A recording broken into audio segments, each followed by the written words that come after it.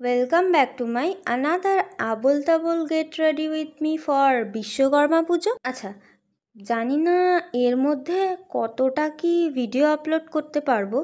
আসলে এডিটিংয়ের টাইম হয়ে উঠছে না, তাও চেষ্টা করব।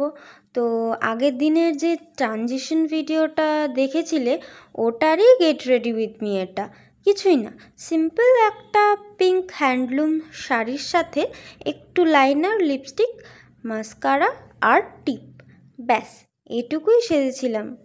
সত্যি বলতে গরমে ওটুকু সাজতেই ইচ্ছে করছিল না।